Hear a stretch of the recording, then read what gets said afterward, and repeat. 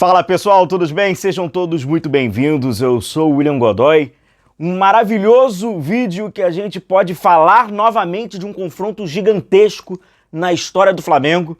Num ano que o Flamengo já enfrentou o Chelsea, Bayern de Munique, é campeão da Libertadores, é campeão brasileiro, o único tetracampeão da Libertadores, né? Brasileiro, vale esse registro. Ele agora tem a possibilidade de ser bicampeão mundial e enfrentar o PSG. Vamos falar sobre essa equipe francesa. Vou trazer aqui um papo para vocês muito franco, muito verdadeiro, muito dentro da realidade, inclusive, do que poderá ser o jogo e talvez qual seja a melhor estratégia para ser adotada. Então, cara, não vamos fazer aqui você de idiota, não vamos aqui ficar enrolando nada, vamos ser real, porque é assim que é o nosso trabalho e é assim que eu gosto de ter o papo muito franco com vocês.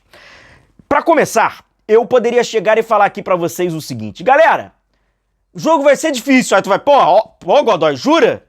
Cara, todo mundo já sabe. E eu poderia falar aqui, galera, o PSG dispensa apresentações individuais.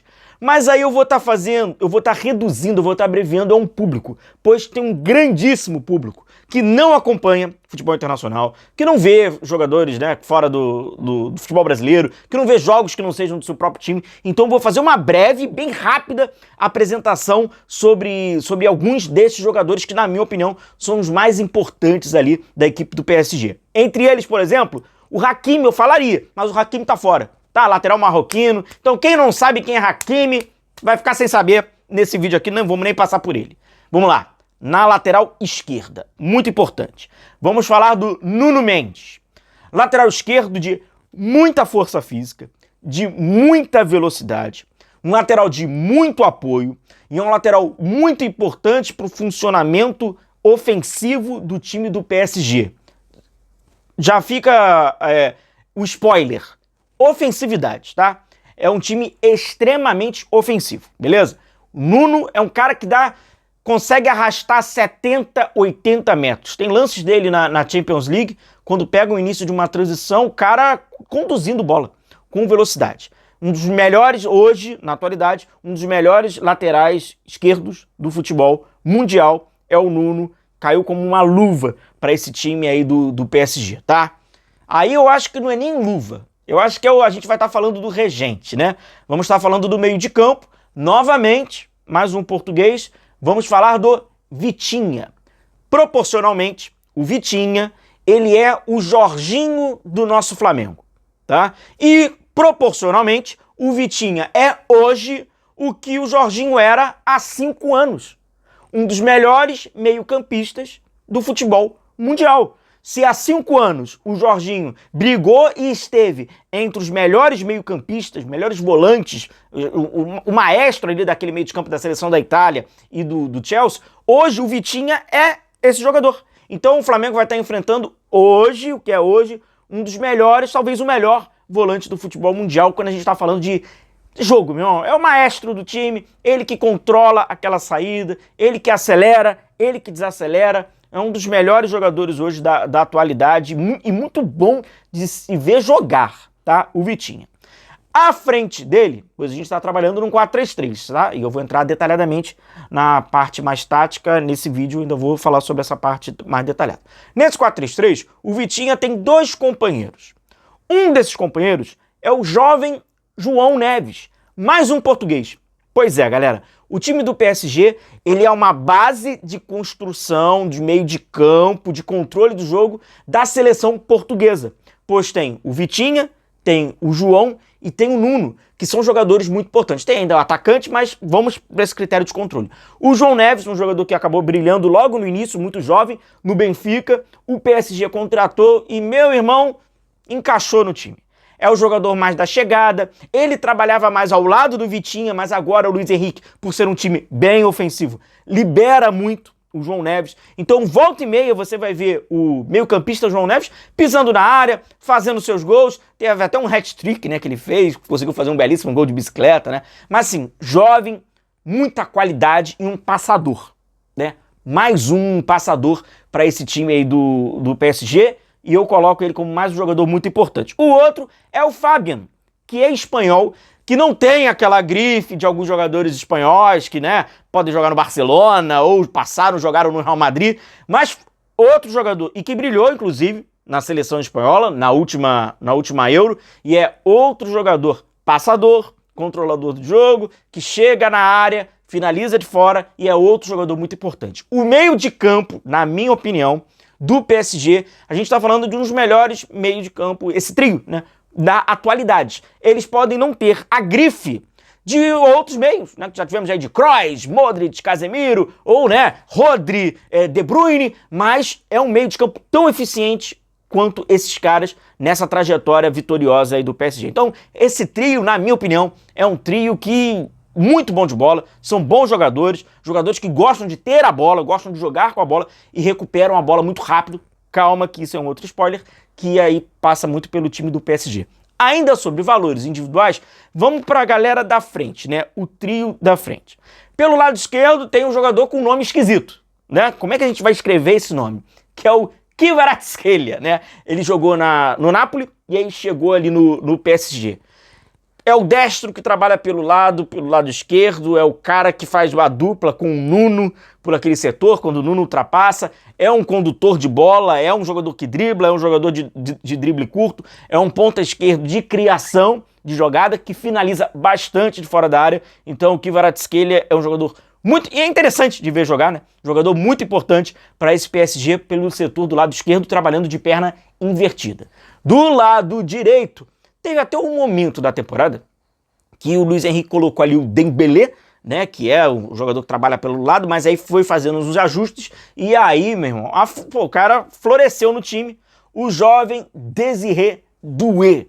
Grava esse nome, porque na Copa do Mundo de 2026, certamente a fortíssima seleção da França, que tem o Mbappé, também tem ali o Cherki, né, muito bom jogador do Manchester City, a gente vai ouvir falar, quem ainda não conhece, creio que a grande maioria já conhece, quem é Désiré Doué, o camisa 14 do PSG, jovem, jogador também de mano a mano, de um contra um, muito bom jogador, também faz os seus gols, é de chegada e muito perigoso. E o PSG na frente, e aí vira uma dúvida, né, pois ele ainda não tá em condição, passou por virose e aí ficou fora de alguns jogos, que é o Dembélé, que é hoje, né, o atual melhor jogador aí do mundo, né, aquele mesmo Dembélé que passou pelo Barcelona, hoje se transformou num outro jogador e é um dos jogadores mais importantes a nível mundial. Qualidade individual, né, com essa breve apresentação, já deu para perceber que os caras têm. Pulei Marquinhos, que esse aí todo mundo conhece, obviamente, mas essa é a espinha, né, desse time, que são jogadores muito importantes. O Donnarumma, por exemplo, que é um goleiro muito famoso, ele não está mais no PSG, tá? Ele havia sido negociado, então foi um jogador que foi campeão da Champions League do PSG e hoje não faz mais parte do time. Apresentação breve e rápida do time, mas vamos lá, tem muita coisa pra gente falar ainda sobre esse jogo. O que o PSG faz? O PSG faz aquilo que as grandes equipes, sejam as super equipes, sejam as grandes equipes, não importa, elas fazem no futebol mundial, ter a bola. E a partir do momento que o futebol mundial enxergou essa tendência de o quanto mais rápido eu recuperar a bola, onde eu vou recuperar essa bola, como eu vou recuperar essa bola, né? É o como, quando, onde... Os caras têm vantagem. Então o que o PSG fez? O que é o PSG da temporada campeão da Champions League? Foi um dos melhores times do mundo a recuperar a bola de uma forma mais rápida e mais perigosa. Quando o futebol, isso já tem alguns anos, quando o futebol mundial enxergou essa tendência, o jogo se transformou num outro jogo. Os jogadores ficaram mais próximos, o campo ficou menor para quem possui a bola, porque o adversário está todo em cima de você, e começaram a aparecer, consequentemente, alguns espaços, pois não existe nenhum time no mundo que vai conseguir cobrir o campo todo, seja na vertical ou na horizontal. Embora seja uma obviedade, a gente precisa falar, né, e desmistificar essas perfeições. Por isso que você vai acompanhar análises, e eu vou passar também aqui nesse vídeo, mas talvez em outros canais, em outros programas de TV. Ah, o PSG dá espaço. É uma consequência óbvia e humana, né? Se você concentra muitos jogadores num lugar, vai ter um... Só que é difícil pra cacete sair desse, né, desse engarrafamento que eles fazem. Então é evidente que terá espaço. Galera, deixa o seu like, deixa a sua curtida. Nosso vídeo é um pouco mais longo porque a gente tem muita coisa para falar aqui. O amigo que não está inscrito no nosso canal, aperta aí o inscrever-se, pois diariamente a gente vai passando pelas notícias, informações, análise e opinião sobre o nosso Flamengo. Tá aí agora especial, né? Pois a gente está falando do adversário, para esse confronto, né? Para esse jogo que é possível. Sim, o Flamengo pode vencer o PSG, o Flamengo pode ser bicampeão mundial, mas para ser, ele precisa acreditar. E para ele acreditar, ele vai precisar talvez transformar algumas coisas. E a gente vai falar nesse vídeo também. Então chega junto aqui com a gente e muito obrigado pelo seu apoio. Então nessa dinâmica de onde você recupera a bola, como você recupera a bola, quando você recupera a bola, é o time do PSG. É um time que marca extremamente forte, é um time que marca extremamente alto, que tenta apertar ao máximo os adversários e, consequentemente, ora, ele vai dar mais espaço nas suas costas. Aí é aquela resposta, né? Ah, então é mole.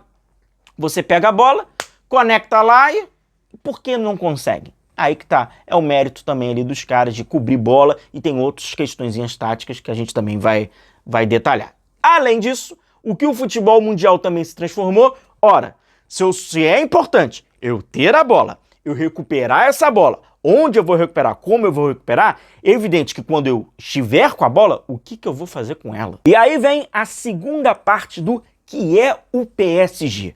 O PSG é, mundialmente, um dos melhores times que sai jogando. Porque é aquilo. Se a bola você reconhece como um objeto de maior importância e você faz de tudo para recuperá-la rápido, por que você vai se desfazer dela? Né? É uma questão óbvia. Então, o PSG trabalha muito essa bola. Trabalha muito na saída de bola. Então, quando os adversários, aí quando ele enfrenta equipes que realmente são equipes que é aquele negócio, né? Você está falando daquele seletíssimo grupo de Champions League, o que ele tenta fazer? Quebrar as linhas de marcação com Vitinha, com o Fabian, com o João, com a velocidade do Nuno, com o Hakimi, que é um jogador muito importante também para essa saída, mas não vai ficar dando rifada. Ele vai querer sair. E esses jogadores, e o Vitinha, eu tenho que destacar, é um cara que consegue sair de costas, é um cara que controla muito o jogo. Então ele vai conseguindo tirar, porque é aquilo, quando o PSG enfrenta o Bayern, quando o Bayern enfrenta o PSG, eles têm a mesma mentalidade e a mesma capacidade física, técnica. Então o Bayern também quer recuperar rápido a bola. O que o PSG faz? Tenta sair dali. E aí sai com a qualidade desses jogadores. Então, o que o PSG é, em grosso modo, um time que tenta recuperar o máximo de bola próximo à área do adversário, sufocando a saída de bola, e um time que vai tentar sair jogando e vai tentar te induzir a você subir para criar mais espaço. Isso corrobora com a utilização de um falso centroavante. Não ter aquele jogador físico, não ter aquele jogador, né, que vamos escorar para ele. Não, por isso que usa o Dembélé, usa outros jogadores para ser esse falso centroavante, para atacar, ter bastante velocidade por dentro e pelos corredores, com Kvaratskhelia e com Désiré Doué. Pois bem, bom, Godoy, já sei o que são os jogadores, já tenho aqui uma ideia de qual é a mentalidade, o que é muito importante, a organização tática, e pro jogo do Flamengo. Como é que você vai pegar esse jogo do Flamengo e como é que você fala pra mim que é possível o Flamengo vencer? A grosso modo, e sendo bem sincero, o esporte, primeiro, ele te permite isso. Esse esporte te permite isso. Proporcionalmente, se o jogo fosse Flamengo e PSG no basquete, esquece. Se fosse no vôlei, esquece. Você precisaria de quantos e quantos jogos. O futebol, ele te permite vencer um confronto de 90 minutos usando o plano de jogo ideal.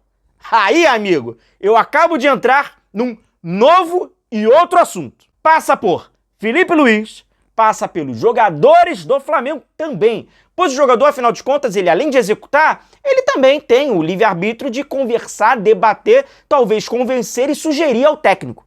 E o técnico é o trabalho de convencimento. Sendo muito sincero com vocês, tá? E não condeno, eu estou falando só sobre esse jogo.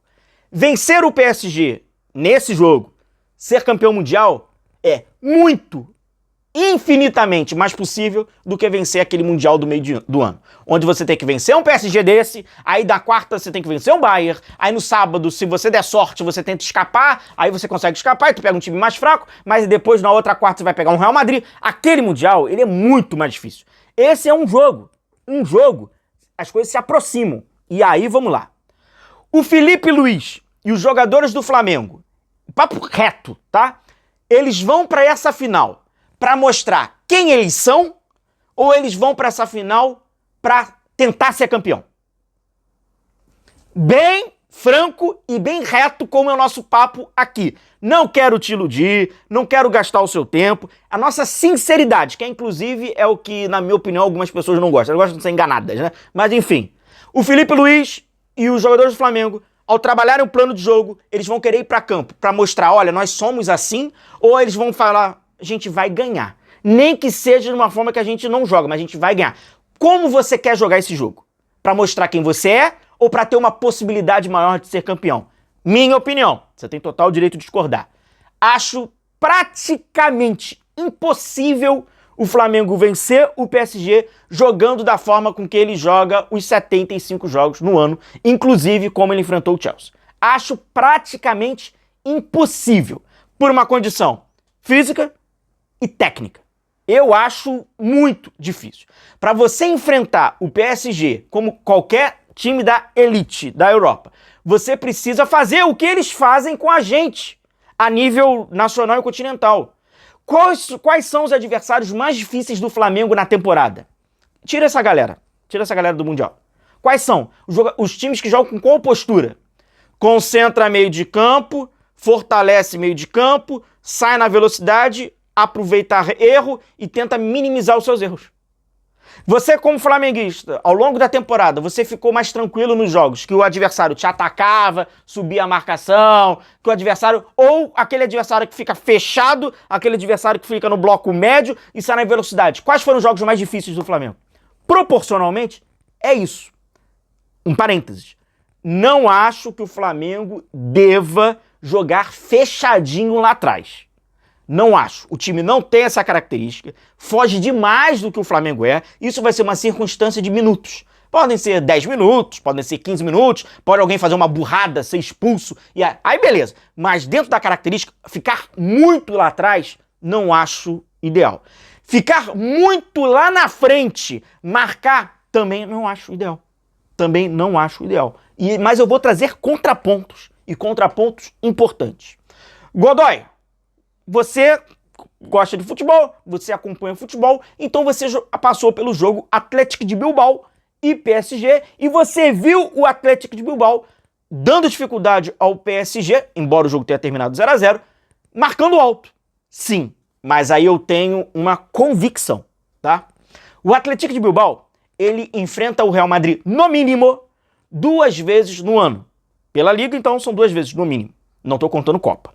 Ele enfrenta o Barcelona 2 vezes, no mínimo, no ano. Também não estou contando Copa. Na minha opinião sobre futebol europeu, futebol asiático, futebol sul-americano, futebol africano, o Atlético de Bilbao ele é inferior ao Flamengo. Contudo, o Atlético de Bilbao ele está mais acostumado a esse enfrentamento do que o Flamengo. E qual é o enfrentamento quando eu digo ritmo do jogo? Embora no todo o planeta da Terra, né, a gente vai jogar futebol no planeta Terra, uma partida tem 90 minutos. Mas eu não estou falando dos 90 minutos da partida. Eu estou falando do tempo dentro da partida. É o tempo que o volante tem para saltar uma linha, é o tempo que um atacante tem para tomar uma decisão, é o tempo que o meio-campista tem de receber essa bola de costas, é o tempo de um goleiro tem para dar um passe arriscado. O tempo de jogo na Europa, ele é diferente em qualquer outra região do mundo. E que a gente tem como referência até as questões táticas de jogo ao que se aplica na Europa. Então o Atlético de Bilbao, ele é pior do que o Flamengo, mas os jogadores do Atlético de Bilbao, eles estão naquele aquele ecossistema, e dentro desse ecossistema ele está mais ambientado. Ao Flamengo, como qualquer outra equipe, você recebe mais um choque, porque o jogo, ele é diferente, querendo ou não. Fisicamente é muito difícil vencer o PSG, tecnicamente é muito difícil vencer o PSG, mas existe aí o plano de jogo e também o aspecto emocional. E sim, dá pro Flamengo vencer e conquistar esse título. Para aquele amigo que está com uma dificuldade maior de compreensão, certamente ele deve estar usando o Botafogo como exemplo. Na verdade, a histórica vitória do Botafogo sobre o PSG só reforça tudo isso que a gente já falou até aqui. É um jogo só, é um jogo de futebol, você pode ir numa situação, se fizer 10 jogos PSG e Botafogo se repetirem daquela mesma maneira, dificilmente o Botafogo conseguiria uma outra vitória. Inclusive, eu revi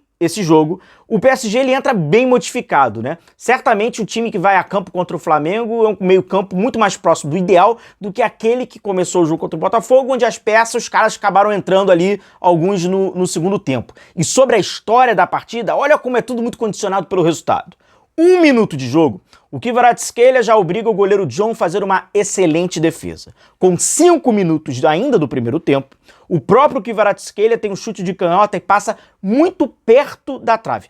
Poucos minutos depois, aos 18, mais uma vez o Kvaratskhelia, o PSG estava forçando muito o jogo pelo lado esquerdo, né? Ele recebe uma falta que foi consultada pelo VAR, demorou pra caramba pro juiz tomar a decisão, porque ele deu a falta e ele ficou, sei lá, cara, 4, 5 centímetros da marca do pênalti. A história seria completamente diferente. E sem contar que o futebol ele parte pelo imponderável. E é isso que, por isso também que tem graça.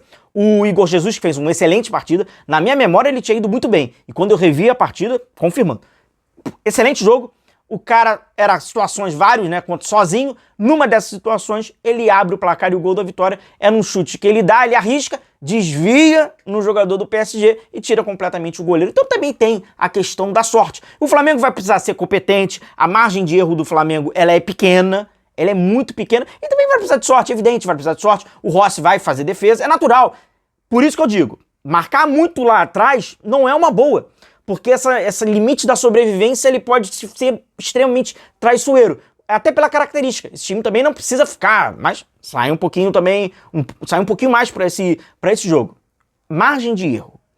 Eu vou citar até um exemplo de um jogador que, na minha opinião, ele é inventivo e ele consegue algo diferente porque ele arrisca. Jogador que não arrisca não vai conseguir nada diferente. Se fosse um jogador extremamente burocrático, ele não ia conseguir nada. Ele até consegue porque ele arrisca, mas existe o risco.